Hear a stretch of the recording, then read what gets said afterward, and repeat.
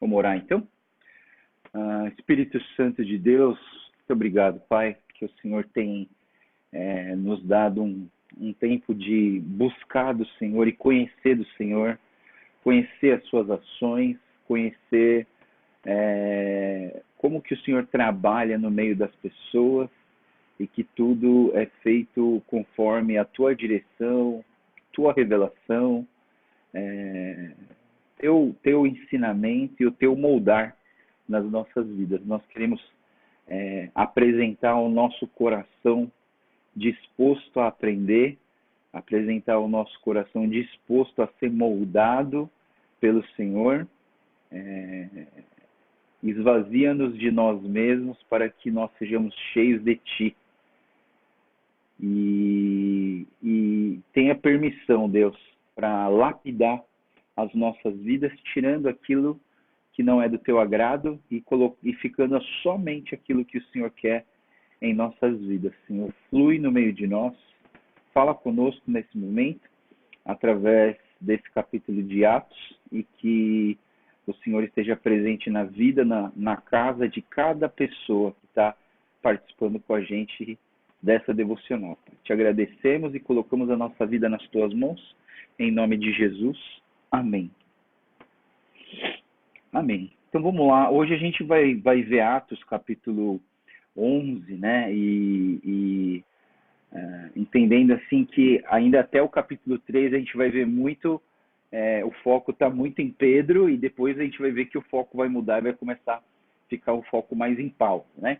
Mas é interessante a gente perceber que nesse texto aqui ainda continua aquela mesma ideia dos capítulos anteriores, né? Do encontro de Pedro na casa de Cornélio, né? Cornélio teve uma visão de Pedro, mandou chamar Pedro. Ao mesmo tempo, Pedro teve uma visão e Pedro então entendeu que o evangelho também é para os gentios, não só para os judeus. Pedro vai na casa de Cornélio, fica alguns dias, eles já eram convertidos, eles foram batizados no Espírito Santo, eles foram batizados nas águas. Pedro volta para Jerusalém. E aí que começa o nosso texto de hoje, né? Os apóstolos e irmãos de toda a Judéia ouviram falar que os gentios também haviam recebido a palavra de Deus, né? Eles entenderam que os gentios também haviam recebido a palavra de Deus, né? Que para eles, na cabeça dos judeus antes de Jesus, eles tinham na cabeça que esse evangelho era só para judeus, né? E aí diz assim, quando Pedro subiu a Jerusalém, os que eram do partido dos circuncisos criticavam, dizendo: agora, que partido é o partido dos circuncisos? Da direita ou da esquerda, né? Então eu penso o seguinte, né, pessoal, que aqui a gente precisa entender a palavra circunciso. O que é o circunciso? O partido dos circuncisos eram aqueles que faziam a circuncisão no 8º dia. Então, lá no Velho Testamento, para que uma pessoa pudesse se declarar povo de Deus, povo de Israel, os meninos, os meninos, eles eram circuncidados, era cortado o prepúcio do pênis do menino e era uma marca registrada para que essa pessoa se tornasse povo de Deus. E as meninas, como ficava? As meninas não eram nem contadas, né? Mas assim, de uma certa maneira, só preservavam elas para que elas não se misturassem com outras raças, né? Mas a marca registrada era a circuncisão. Então, a circuncisão era uma marca registrada de que ele era daquele povo. Então, por exemplo, eu não sei ao certo, mas dizem que os orientais e os índios, quando nascem com uma mancha roxa nas costas, no bumbum, alguma coisa assim. E é uma marca registrada dos orientais, uma coisa assim, né? Então, assim, de uma certa maneira, é uma marca que ficava na vida desse povo. Como sabe quando você tem fazendas com muitos bois, eles pegam aquele ferro quente com as iniciais da letra da fazenda e queima o boi, e aquele boi está marcado, aquele boi pertence àquela fazenda. Era mais ou menos assim, né? Eu sei que eu estou sendo meio rude para explicar isso para vocês. É mais ou menos isso, né? Existia uma marca registrada, né? E aí até aqui eles achavam que esse evangelho, que esse Messias viria só para salvar Israel. Eles não conseguiam enxergar o novo Israel, eles não conseguiam enxergar que todos aqueles que crescem em Deus, que fossem abençoados por Deus, se tornariam também o novo Israel, né? Então, assim, você tem a ideia da Jerusalém e você tem no Apocalipse a ideia da nova Jerusalém. Então, a nova Jerusalém é o que não vai ser só judeus, vai ser todas as pessoas do mundo que creram no Senhor Jesus e foram salvos. Né? Então, assim, primeiro, eu entendo o seguinte, isso aqui que eles estão fazendo é um erro, né? O partidarismo é um erro. E eu queria mostrar para vocês um pouquinho por que é um erro, né? Eu separei alguns textos aqui, por exemplo, Gálatas 3, 26 a 29, diz assim: mas a Escritura encerrou tudo debaixo do pecado, a fim de que a promessa que é pela fé em Jesus fosse dada aos que creem. Gálatas 3, 22. E aí lá no 26 ele diz aqui: todos vocês são filhos de Deus, mediante a fé em Cristo Jesus. Pois os que em Cristo foram batizados, de Cristo se revestiram. Não há judeu, não há grego, não há escravo, não há livre, não há homem nem mulher, pois todos são um em Cristo Jesus. E se vocês são de Cristo, são descendência de Abraão e herdeiros segundo a promessa. Né? Então a gente vê aqui que existe uma quebra naquela ideia preconceituosa de que esse Deus era só Deus desse povo, era só Deus dessa igreja, era só Deus desse movimento. Então, assim, ainda hoje existem igrejas que vivem esse preconceito, achando que só eles buscam a Deus, só eles, e as outras pessoas não podem se misturar, não podem encontrar com outras pessoas das igrejas, porque as outras igrejas estão erradas e elas podem contaminar a nossa igreja, então eu não posso deixar os meus membros se envolverem com outros movimentos, com outras igrejas, porque é pecado, né? Então, assim, na verdade, o que acontece? A nossa tendência natural, a nossa tendência humana é criar partidarismos.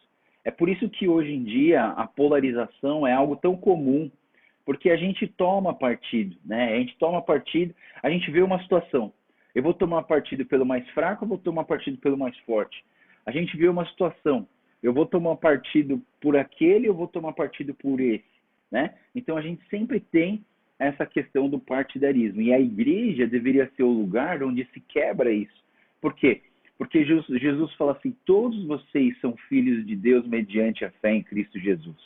Né? Então, em Cristo Jesus não existe machismo, não existe feminismo. Então, se você é uma pessoa que defende o feminismo com unhas e dentes, você está errado, porque você está sendo partidarista. Você entende? Aqui está dizendo o quê? Que nós somos iguais.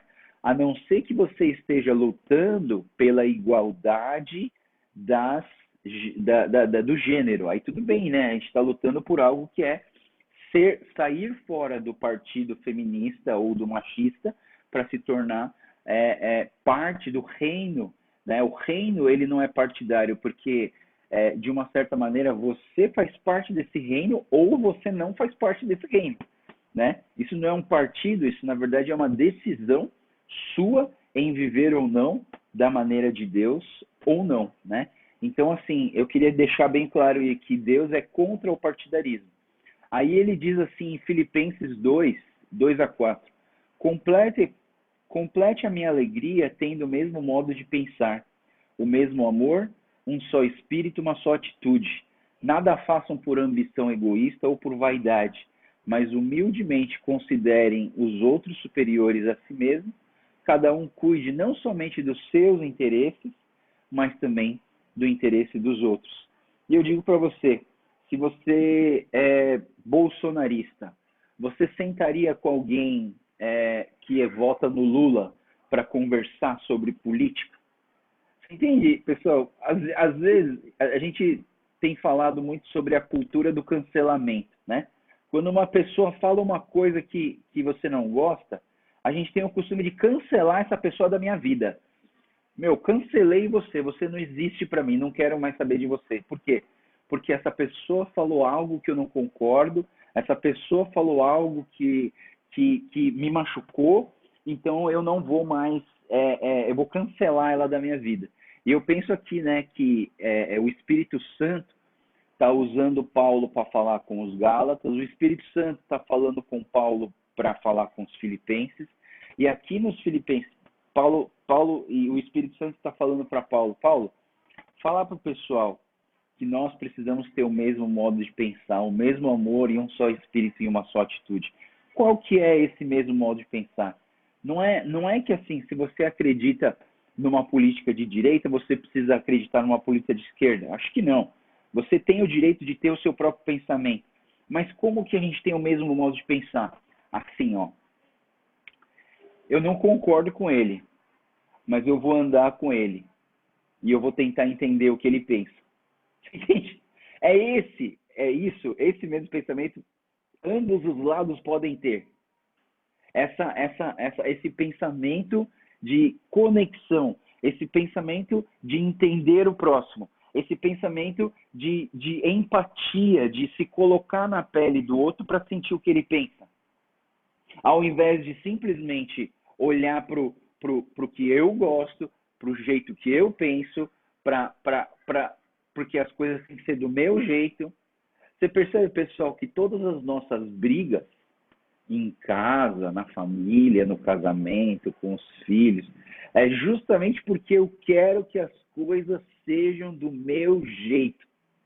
E quando vem alguém que impor o jeito deles, eu falo, não, não tá certo, eu quero que seja feito do meu jeito, né?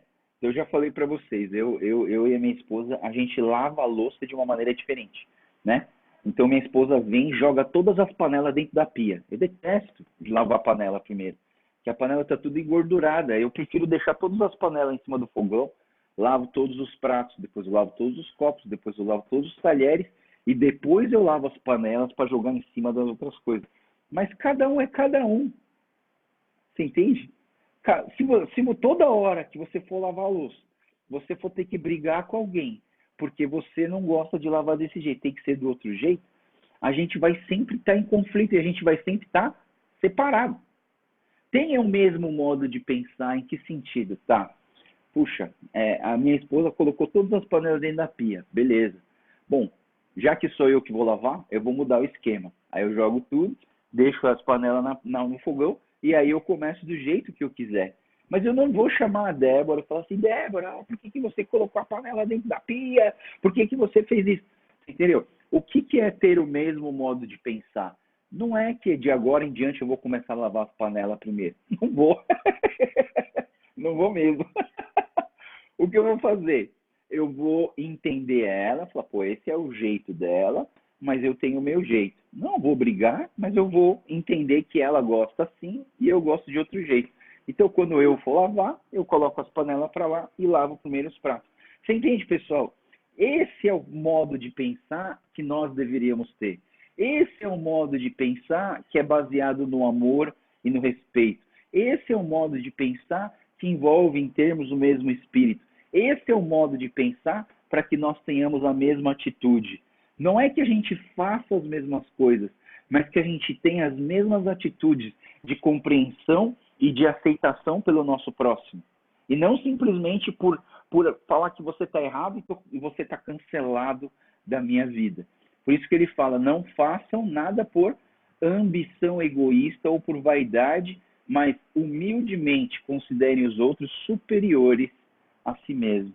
Você entende, pessoal? Toda vez que você critica alguém, toda vez que você reclama de alguém, você não está sendo humilde o suficiente para considerar aquela pessoa superior a você mesmo, né? Toda vez que você fala, mas ele? Não. Ele prega de bermuda. Não, isso é incabível para mim, não gosto mais, não vou ouvir mais a pregação dele. Você entende, pessoal, que a gente tem o costume de achar que o nosso jeito, aquilo que a gente acha correto, é o melhor e tem que ser assim. Considere os outros superiores a si mesmos.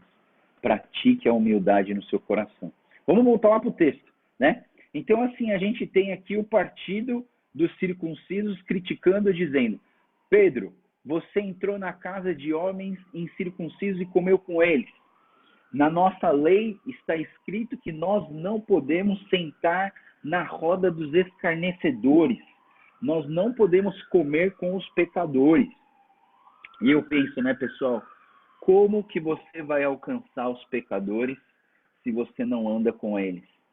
Como que você vai trazer a luz de Cristo se você está num lugar iluminado? Como que você vai ser o sal que vai fazer diferença se você mora dentro do saleiro? Você entende, pessoal? O sal, ele só vai fazer efeito em lugar que ainda não está salgado, né? A luz só vai ser efetiva se ela estiver num lugar onde está escuro, né? Então, de uma certa maneira, a gente tem que pensar isso. Eu preciso estar entre os circuncisos em que sentido?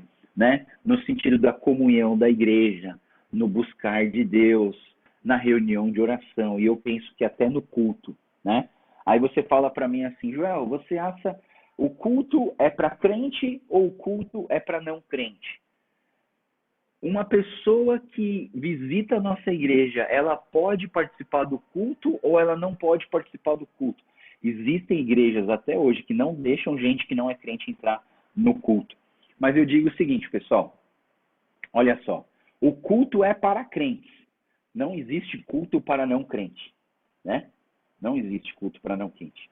Mas assim, existem igrejas abertas e igrejas fechadas. A nossa igreja é uma igreja que faz culto para crente num ambiente aberto. Então, o que acontece? A gente entende o quê? Que culto só faz quem tem o Espírito Santo no coração. Cultuar a Deus, adorar a Deus, fazer oferta, dízimo, isso é uma coisa de quem tem Jesus no coração. Agora, eu não vou fechar as minhas portas para aquelas pessoas que não são crentes. Não vou não. Eu vou deixar a porta aberta. Por quê? Essas pessoas, elas não estão cultuando ao Senhor, mas elas estão olhando a gente cultuar ao Senhor. E quando essas pessoas olham os crentes adorando e cultuando ao Senhor, elas têm vontade de ser igual a nós. Você entende, pessoal? Por isso que eu acho que a Santa Ceia, é uma opinião minha, tá? A opinião minha, que eu achei muito legal que eu vi isso acontecer numa igreja. Santa Ceia poderia acontecer todos os finais de semana. Só que como? Se o nosso culto começa às 9h30, a nossa Santa Ceia vai começar às 7h30 da manhã. Só vai para a igreja fazer a Santa Ceia quem quer e quem sabe o que é aquilo. Você entende o que eu estou falando, pessoal? O que eu estou falando é assim, a Santa Ceia, por exemplo, é algo que está dentro do culto. O culto é feito só para quem é crente. Agora, a gente não impede das pessoas participarem do culto, de entrarem no culto. Elas podem entrar, quanto mais pessoas entrar no culto, melhor. Por favor, podem vir. A casa está aberta para vocês entrarem e assistirem o culto, mas nós não assistimos o culto. Nós fazemos o culto ao Senhor. Então, eu entendo que a Santa Ceia deveria ser algo que é pessoal e que cada pessoa, tendo o Espírito Santo e reconhecendo Jesus, participaria da Santa Ceia por sua livre e espontânea vontade. Eu acho que eu não precisaria ficar lá na frente e falar assim, pessoal, quem não quiser tomar ceia, não toma. Se você é batizado na igreja, toma. Se você não é batizado, não toma. Qual que é o critério? Qual que é o critério que Jesus teve para dar a Santa Ceia para as pessoas? Judas foi o traidor que foi para o inferno e tomou a ceia com Jesus. Você entende o que eu estou falando? Né? Então, nós somos inclusivistas no fato de incluir todas as pessoas para o nosso meio. Mas a realidade é que só cultuam aqueles que têm a mente transformada. Romanos capítulo 12, 1 e 2. Rogo-vos, pois, irmãos, pelas misericórdias de Deus, que vos apresenteis puros santos, né, e o vosso culto racional. Quando ele fala culto racional, ele fala que nós que somos crentes transformados no poder de Deus, nós é que cultuamos ao Senhor. Mas a nossa igreja nunca vai fechar para que outros possam assistir o culto com a gente. Agora, existem aqueles que assistem, existem aqueles que fazem o culto ao Senhor. E aí você que tem que se perguntar, eu sou aquele que faz o culto ao Senhor ou eu sou aquele que assiste o culto para o Senhor, né? Então Pedro começou a explicar. Eu não vou explicar isso de novo, mas o Pedro ele explica tudo de novo. Que baixou, um lençol baixou na frente dele com os quadrúpedes e as aves do céu. E aí ele ouviu uma voz do céu, mate e coma.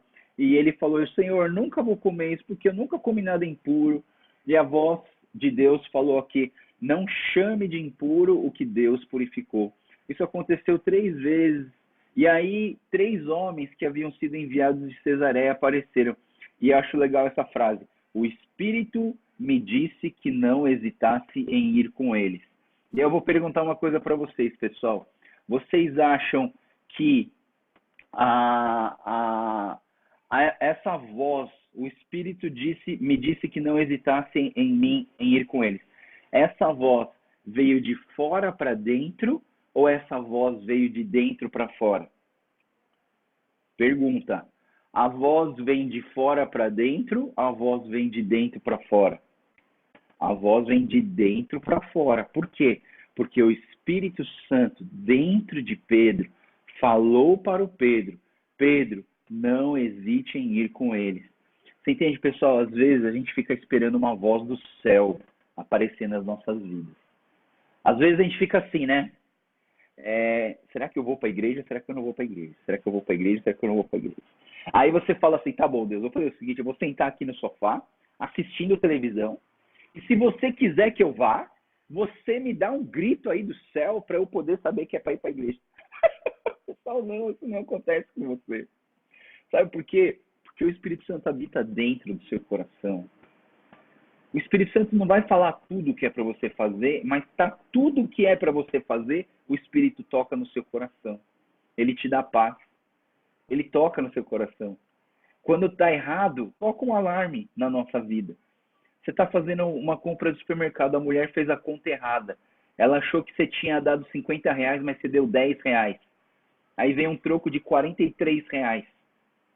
Aí você olha aquilo ali e você fala assim, nossa, ganhei dinheiro hoje. Além de levar minhas compras de graça, eu ainda vou levar um bônus de R$40 para mim. Poxa vida, aí sim.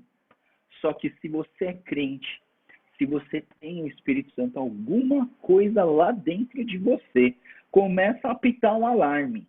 Começa a apitar um alarme no coração. Não está certo. Não está certo. E aí depende de você, né, pessoal? Aí não é o pastor que entra, aí não é... Ninguém está vendo. Ninguém está vendo.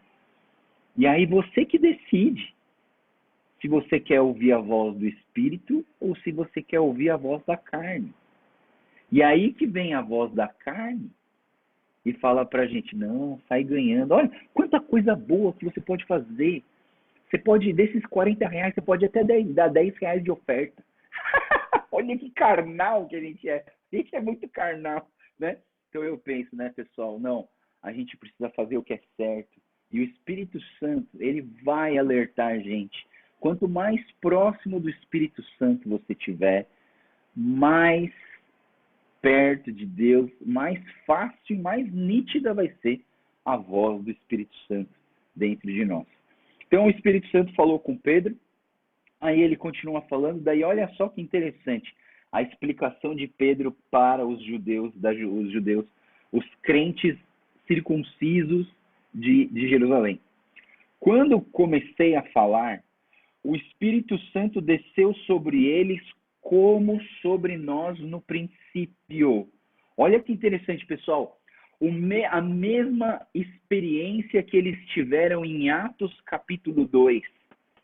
A casa do Cornélio teve a mesma experiência em Atos capítulo 9 e 10.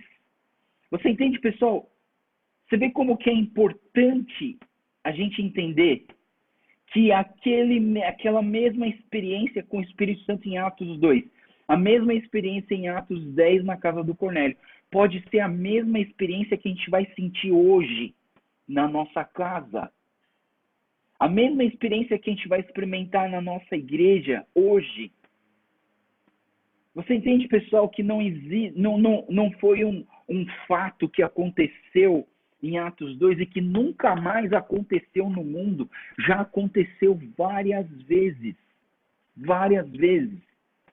E o que eu quero é que dentro desses 50 dias, ou na verdade, de hoje para todo o resto das nossas vidas aqui na Terra, nós tenhamos várias experiências iguais a de Atos 2, iguais a da casa de Cornélio, nas nossas vidas e na nossa igreja. Você entende, pessoal? Não pensa que isso é um negócio que aconteceu. Isso aqui não é o dilúvio da Arca de Noé. Isso aqui não é a abertura do Mar Vermelho. Isso aqui não é... Entendeu, pessoal? Isso aqui é um fato, é algo que pode acontecer nas nossas vidas a qualquer momento que nós estivermos buscando a Deus. Pode acontecer dentro da sua INC. Pode acontecer dentro de uma reunião de oração das 9 horas. Pode acontecer dentro da devocional das 9 da manhã. Pode acontecer no culto dominical, pode acontecer na classe de escola dominical das crianças, em qualquer lugar isso pode acontecer, em qualquer tempo antes da volta de Jesus Cristo. Porque depois que Jesus Cristo voltar e resgatar a sua igreja, acabou. A gente não vai precisar mais disso, porque essa experiência a gente vai ter todos os dias pro resto da nossa eternidade. Né? Então é muito importante o que Pedro está falando. Ele está falando o mesmo Espírito Santo que desceu sobre eles, como desceu sobre eles, como sobre nós no princípio. A mesma experiência que eles tiveram, a casa de Cornélio também teve. Então lembrei do que o Senhor tinha dito: João batizou com água, mas vocês serão batizados com o Espírito Santo. Você entende, pessoal? Se fosse real que o batismo com o Espírito Santo fosse uma experiência única e a segunda experiência sobrenatural e importante depois da salvação, Pedro não ia experimentar isso de novo. Pedro já está experimentando isso pela segunda vez e o Pedro vai experimentar várias outras vezes. Toda vez que ele entra em êxtase, quando ele tem uma visão do lençol descendo, aquilo era uma experiência sobrenatural com o Espírito Santo. E aquilo, se fosse a primeira vez, poderia ser chamado de batismo com o Espírito Santo. Então, o batismo com o Espírito Santo é o quê? Eu entendo, né? Então, assim, algumas igrejas, as pentecostais, acreditam que o batismo com o Espírito Santo é o dia que você começa a falar em línguas. Se você não falar em línguas estranhas, você não foi batizado com o Espírito Santo. A igreja conservadora, ela diz o seguinte: você é batizado com o Espírito Santo no momento em que você entrega a sua vida para Jesus e o Espírito passa a morar dentro do seu coração. Beleza, você foi batizado com o Espírito Santo. Teologia do pastor Joel. Eu acredito que o Espírito Santo, você se converte, você recebe o Espírito Santo. E eu acredito que todos os crentes têm o Espírito Santo. Mas você olha para os crentes, você vê, cara, esse aqui é diferente desse aqui. Esse aqui é diferente desse aqui. Esse aqui tem mais de Deus do que esse aqui. E aí eu penso que aquelas pessoas convertidas no Senhor Jesus, que aceitaram Jesus com a sua razão, com o seu coração, já têm o Espírito Santo? Já. Mas algumas dessas pessoas experimentaram o poder e o descer do Espírito Santo de uma forma sobrenatural, e essa experiência mudou o rumo e a cosmovisão da vida dessa pessoa para ela viver conforme o Espírito Santo quer. Ela tem comunhão com o Espírito Santo. Ela ouve o Espírito Santo. Ela fala com autoridade que não vem dela mesma, vem a autoridade do Espírito Santo. Ela prega com autoridade que vem do Espírito Santo, não dela mesma. Então o nome dela não precisa ser lembrado, só precisa ser lembrado o nome do Senhor Jesus Cristo. Você entende, pessoal? Essa teologia que eu estou explicando para vocês, como que eu chego nessa conclusão. Que o batismo com o Espírito Santo é a nossa primeira experiência que a gente tem com o Espírito de Deus, né? Então, assim, E o que aconteceu? Depois que Pedro falou tudo isso para eles, né?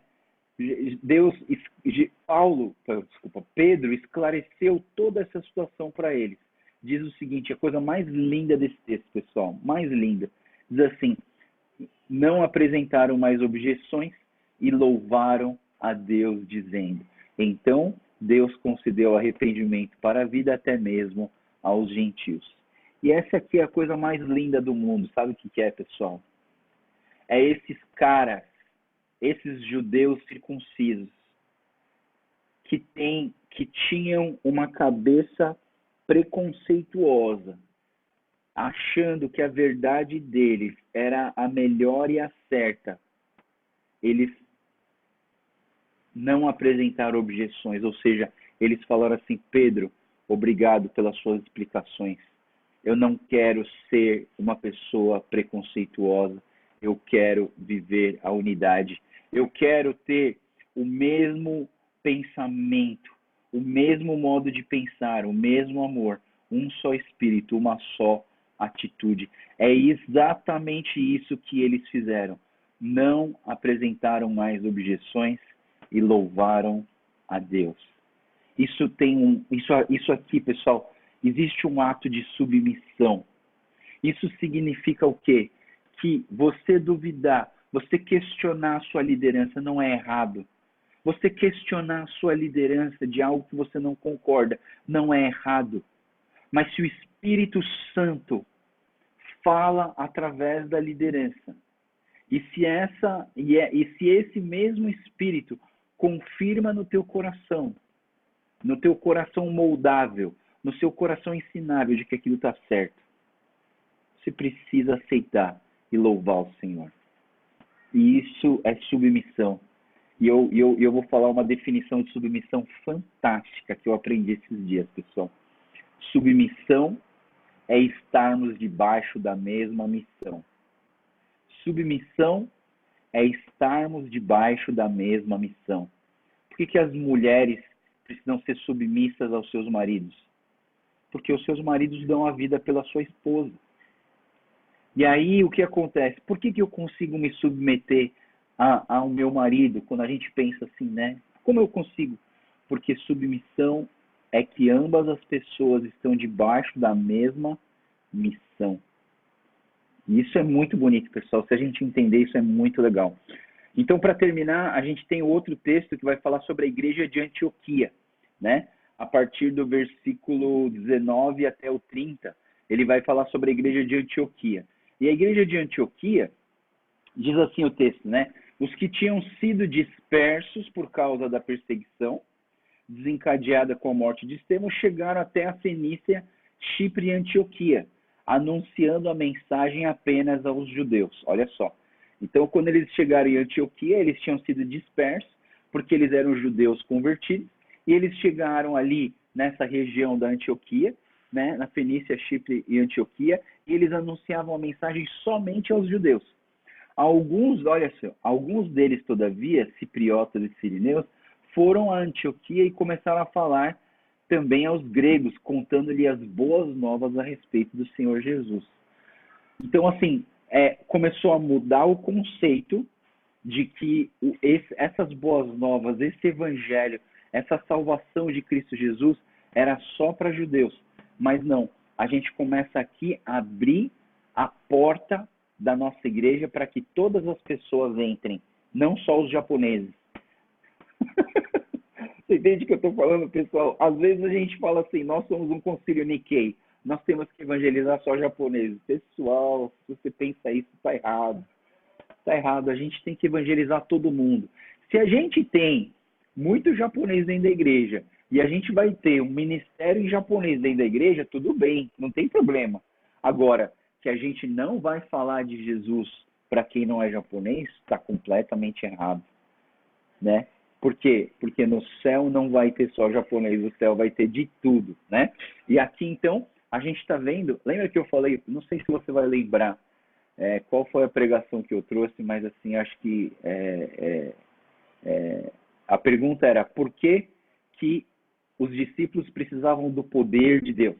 Aí eu disse assim, eles precisavam do poder de Deus para quebrar as barreiras culturais, religiosas, né? E aqui é exatamente isso, né, pessoal? O Espírito Santo está quebrando as barreiras culturais e étnicas das pessoas para que elas entendam que todos nós precisamos e podemos receber o Espírito Santo nas nossas vidas. Amém? Muito bom. E aí, qual que é o resultado disso? O resultado é essa: a mão do Senhor estava com eles e muitos creram e se converteram ao Senhor. Glória a Deus. Glória a Deus. Esse é o resultado daqueles que, pelo poder do Espírito Santo, quebram as suas barreiras étnicas, né? Quebram as suas barreiras étnicas. Eu já vi japonês até falar assim: eu não compro carro coreano, não. Eu não compro carro coreano. Eu não compro carro chinês. Eu não compro. Ai, meu Deus do céu. Por quê? Né? Eles são melhores ou eles são piores do que a gente? Avalia um carro pelo que o carro tem, não por causa do nome que vem da Coreia, da China, da Argentina, sei lá, né? A gente que cria esses preconceitos, né? Ontem mesmo, né? Ontem eu tava aqui na praia, eu fui convidado para jogar tênis com um cara que joga bem aqui em Ubatuba, né? Aí fui jogar tênis com o cara, e aí o dono da academia falou assim: Ô Joel, bate nele porque ele é argentino. Eu falei assim: por que eu vou bater nele porque ele é argentino? Né? Não, Joel, todo argentino é muito metido. Não sei o quê. Eu falei assim: não vou ganhar dele porque ele é argentino, né? E aí ele falou: não, é que ele também não gosta de japonês. Poxa vida, né? Aí a gente entrou na quadra, conversou, falei de Jesus para ele, foi super legal e graças a Deus eu ganhei. Foi duro, mas eu ganhei.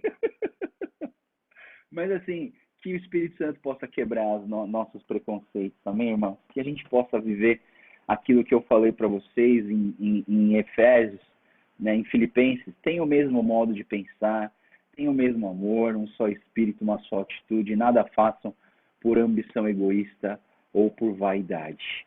Então a mão do Senhor estava sobre eles e a mão do Senhor vai estar sobre aqueles que vivem de acordo com a vontade de Deus, né? A promessa do Senhor. E as notícias desse fato chegaram aos ouvidos da igreja em Jerusalém e eles enviaram Barnabé a Antioquia. E eu acho fantástico a vida de Barnabé. Barnabé é um cara que é pouco falado, né? Às vezes a gente fala tanto de Paulo, fala tanto de Pedro, fala tanto de São Paulo, mas assim, o Barnabé é um cara fantástico. E a gente começou, lembra em Atos capítulo 4, quando a gente estava vendo que os crentes, os novos crentes estavam vendendo as suas propriedades para dar para a igreja, para distribuir para quem precisava. E aí eu penso, né? O último versículo do capítulo 4, versículo 36 e 37, fala que um homem chamado José vendeu uma das suas propriedades e deu esse dinheiro para os apóstolos para que pudesse distribuir às pessoas carentes. Olha só, veja bem, pessoal. Barnabé é um cara rico. Barnabé era um cara rico, ele era um cara que tinha posses. Ele vendeu uma das suas propriedades. Se ele vendeu uma das suas propriedades, significa que ele tinha outra. E o Barnabé, mesmo ele sendo um cara rico, que tinha posses, ele decidiu se dedicar à obra do Senhor. Aí você vê que o Barnabé, depois eu vou mandar um link para vocês estudarem e entenderem a vida de Barnabé. É legal que a explicação é bem detalhada de tudo que o Barnabé fez, né? O Barnabé, esse nome Barnabé foi dado pelos discípulos. Na verdade, ele chamava José. Mas aí os discípulos deram o nome dele de Barnabé, que significa aquele que traz uma palavra de consolo, ou aquele que exorta, né? E o Barnabé, pessoal, ele é mais velho do que Paulo. O Barnabé, ele é mais maduro do que Paulo. Quando a gente vai entrar aqui no decorrer do capítulo 15, mais ou menos, a gente vai ver que o Barnabé tem um coração mais pastoral do que o coração de Paulo. Paulo é... Ai, que medo. Que isso?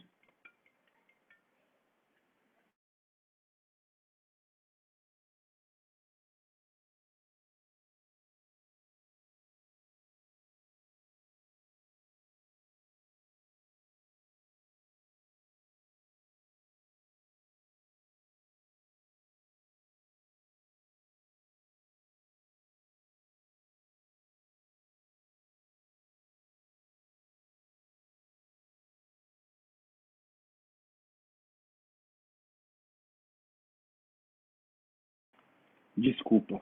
Vocês ouviram o barulho no celular tocando? Ouviram, né? Não? Ouviram? Ah, não? Que estranho. Sei lá. Aí o meu celular estava em outro lugar, tive que procurar ele para desligar. Bom, vamos lá. Então, voltando à vida de Barnabé, o Barnabé, ele é um cara que a gente precisa conhecer melhor, né? Por quê? Porque o Barnabé, ele tinha um coração pastoral. Ele tinha um coração de aceitar as pessoas do jeito que elas são. Mais tarde a gente vai ver o problema que houve com João Marcos, né? O Marcos, ele foi um cara que abandonou a primeira viagem missionária e o Barnabé queria levar ele para a segunda viagem missionária. Paulo não quis porque lembrou que esse cara tinha abandonado a primeira viagem missionária e aí eles se dividem. Barnabé vai com Marcos para um lugar e o Paulo vai com Silas para outro. Mais tarde a gente vai ver. Mas o que é importante a gente entender do Barnabé? Diz assim, ele era um homem bom, cheio do Espírito Santo e de fé, e muitas pessoas foram acrescentadas ao Senhor por conta da vida desse Barnabé. Então isso é muito importante, pessoal. Quando nós somos cheios do Espírito Santo, o Espírito Santo nos usa para trazer mais e mais pessoas para o reino de Deus. Você não precisa ter o dom de evangelismo para trazer as pessoas para Jesus, tá? Não precisa. Às vezes a gente pensa assim, eu não tenho esse dom, então eu não vou usar, então eu não vou evangelizar ninguém. Não, todo mundo precisa evangelizar. Eu não tenho dom de pastor, então eu não vou cuidar de ninguém. Não, assim, o título, né? Acho que eu estava falando com alguém. O título é diferente da função. Talvez Deus tenha te dado uma função pastoral. Não significa que você vai ter o título pastoral. Pessoal, eu conheço pastores que não têm dom para ser pastor. Conheço pastores que não têm vocação pastoral. Estão lá porque, não deu certo, eu tentei fazer administração, não deu certo, eu tentei trabalhar naquela empresa, não deu certo, tentei entrar naquele vestibular, não deu certo, eu tentei aquilo ali, não deu certo, então eu vou ser pastor. Meu Deus do céu, está totalmente errado, né? Tem gente que já descobriu que não tem essa vocação, mas fala assim, mas se eu abandonar o pastorado agora, eu vou parar de receber. Então é melhor eu não parar. Deixa eu aposentar e depois eu paro. Entende, pessoal? Então existem pastores que não têm a vocação para ser pastor e tem o título. Agora tem gente que não tem o título, mas tem o dom e a capacidade de cuidar de pessoas. Então, se Deus colocou isso no seu coração, faça isso com alegria, né? Sem buscar títulos, mas buscando fazer a vontade de Deus. Diz aqui o texto, então o Barnabé foi para Tarso por curar Saulo. Olha que interessante. Quando o encontrou, levou para Antioquia. Durante um ano inteiro, Barnabé e Saulo se reuniram com a igreja e ensinaram a muitos. E eu vou dizer o seguinte, pessoal, que o Barnabé, ele foi um dos irmãos que discipulou a vida de Saulo. O Barnabé, ele trouxe o Saulo para junto e falou assim, vamos pregar junto lá naquela cidade? Vamos fazer uma viagem missionária, vamos ajudar aquela igreja de Lins, vamos ajudar aquela igreja de Barretos, né? Vamos lá ajudar as igrejas do Paraguai, de Assunção, vamos ajudar. Você entende, pessoal? Quando a gente leva uma equipe para ir fazer uma viagem missionária, às vezes não vale a pena. Fisicamente falando, não vale a pena. Por quê? Vai dar mais trabalho, eu vou ter que procurar mais comida para alimentar todo mundo, tem que proteger todo mundo, tem que direcionar todo mundo. Dá muito trabalho fazer uma viagem missionária. Mas vale a pena? Vale. Por quê? Porque espiritualmente nós estamos discipulando, nós estamos preparando pessoas para serem servos do Senhor na obra. Então, toda vez que a gente chama alguém para ir junto fazer alguma coisa, a gente não está chamando para aliviar o meu trabalho, a gente está chamando para que isso seja um momento de discipulado, um momento de comunhão, um momento de aprendizado. E em Antioquia, voltando aqui para o texto, em Antioquia os discípulos foram pela primeira vez chamados de cristãos. Olha que bonito, né, pessoal? A primeira vez que os discípulos foram chamados de cristãos foi aqui, na Antioquia. E o que significa cristãos? Pequenos cristos, pequenas cópias de Jesus. E nós deveríamos ser pequenas cópias de Jesus. Nós nunca deveríamos ser o Jesus em si. Por quê? Porque nós não fomos chamados para ser Deus. Nós fomos chamados para ser a imagem e a semelhança de Deus. Nós somos chamados para ser o reflexo da glória de Deus nas nossas vidas. Aí diz aqui o texto que naqueles dias alguns profetas desceram em Jerusalém para Antioquia. E um deles era um cara chamado Ágapo. E esse Ágapo tinha visões, né? Era legal, esse Ágapo aqui era um profeta que tinha visões. Levantou-se pelo Espírito e predisse uma grande fome viria a todo o mundo romano, o que aconteceu durante o reinado de Cláudio, né? Então esse Ágapo, ele também tem uma outra hora que eu não lembro onde, mas ele teve uma visão dizendo como Paulo iria morrer, né? Esse Ágapo, ele amarra as mãos de Paulo e fala assim, é assim que você vai ser levado na hora que você vai morrer por Cristo, né? Mas assim, eu queria trazer só esse conceito para vocês, né, pessoal? Existem profetas hoje ou não existem mais profetas? Né? E aí eu queria dizer para vocês, existe o dom da profecia. Existe profetas que proferem a palavra de Deus e que pregam a palavra de Deus e que revelam aquilo que está no coração de Deus para as pessoas. Mas isso tem que ter um protocolo, isso precisa ser organizado, você entende, pessoal? Porque é muito fácil você misturar a sua especulação mental com aquilo que Deus fala para você, porque ambas as coisas vêm de dentro. Entende? Por isso que é perigoso a gente colocar a nossa opinião pessoal misturada com o conceito teológico. É perigoso, né? É muito perigoso. Mas, assim, o Espírito Santo ele vai falando com a gente. Se alguma coisa que eu falo para vocês e eu toco o alarme, lembra daquele alarme do Espírito Santo? Aí eu tento pensar de novo e corrigir. Ah, não, acho que isso aqui não é para falar. Mas se eu tiver cheio do Espírito Santo, eu vou conseguir discernir os espíritos, discernir o que é de Deus, o que não é de Deus. O que é de Deus ou o que é uma opinião pessoal. Você entende, pessoal? Então, assim, por isso que a função, ela pode existir, talvez o título ou não. E hoje a gente não fica chamando as pessoas de profeta, né? Pelo menos na nossa denominação. Né? Na Metodista Livre, você nunca ouviu falar assim, vou chamar o profeta Daniel Yoshimoto. Ninguém nunca falou um negócio desse. Mas a gente sabe que o pastor Daniel Yoshimoto é um profeta. Por quê? Porque ele prega a palavra. Ele profere a palavra que está na Bíblia. Ele profere a palavra. Então, ele é um profeta nesse sentido, que ele prega e ensina as pessoas a viverem conforme a palavra. Então, o que eu quero dizer para vocês é o seguinte, existe uma diferença entre o profeta no Velho Testamento e um profeta no Novo Testamento. O profeta no Velho Testamento, ele sempre terminava, ou ele começava dizendo assim, assim diz o Senhor. E tudo que ele falava depois dessa frase, assim diz o Senhor, tinha que ser escrito porque aquilo veio diretamente de Deus. Aí, no Novo Testamento, você tem os apóstolos. Os apóstolos, as palavras deles foram escritas na Bíblia. E aí o que acontece? Quando acabou o período dos apóstolos, acabou os profetas que proferem assim diz o Senhor. Porque nada mais pode ser acrescentado a esse livro. Nada mais pode ser tirado desse livro. Porque esse livro aqui é o fundamento, é o ensino dos apóstolos, é as palavras proferidas pelos profetas debaixo da autoridade das 12 tribos no Velho Testamento, dos 12 apóstolos no Novo Testamento. Então, hoje, ninguém pode ser chamado de profeta. Não precisa, né? Não precisa, porque pode causar confusão. É por isso que a gente não chama as pessoas de profeta, para não dar confusão. Você entende? Mas que aquela pessoa tem o dom de profeta, tem. Ela usa a função de profeta, usa.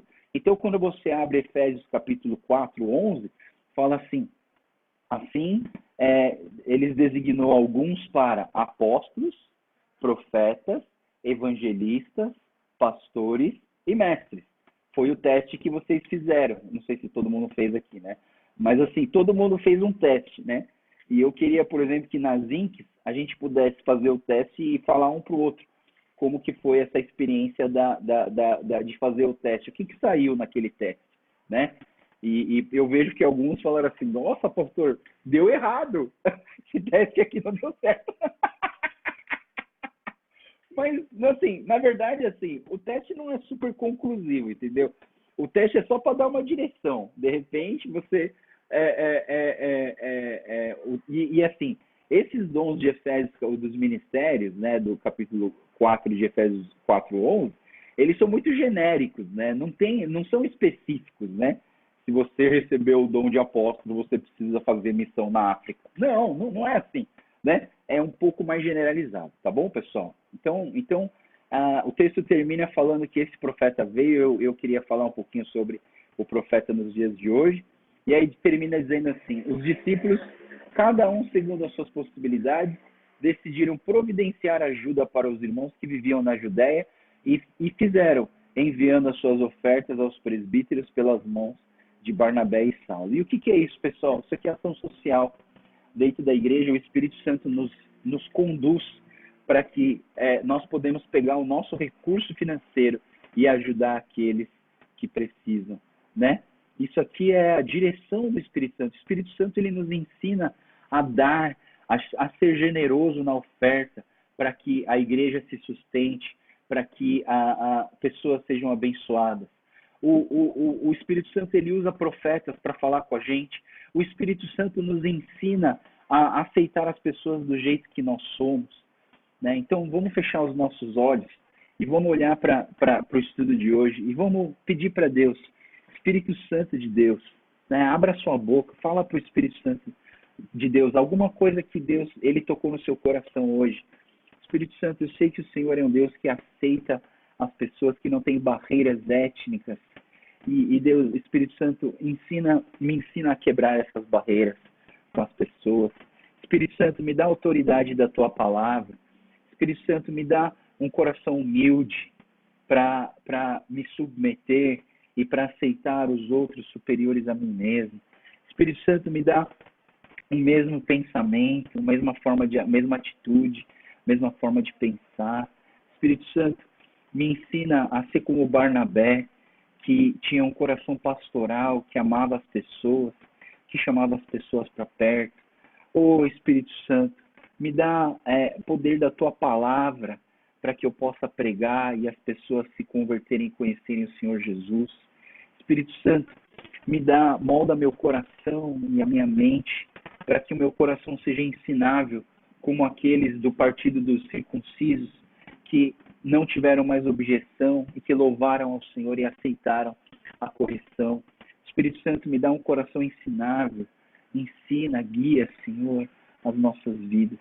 Oh, Espírito Santo, nós precisamos tanto de Ti, nós queremos mais de Ti. Oh, Espírito Santo, derrama sobre nós da Tua graça, flui no meio de nós com as Tuas águas vivas, Pai. Oh, Espírito Santo, queremos mais de Ti, Pai. Oh, Espírito Santo, enche-nos, Senhor, a ponto de transbordarmos da Tua presença, Pai. Em nome de Jesus. Em nome de Jesus.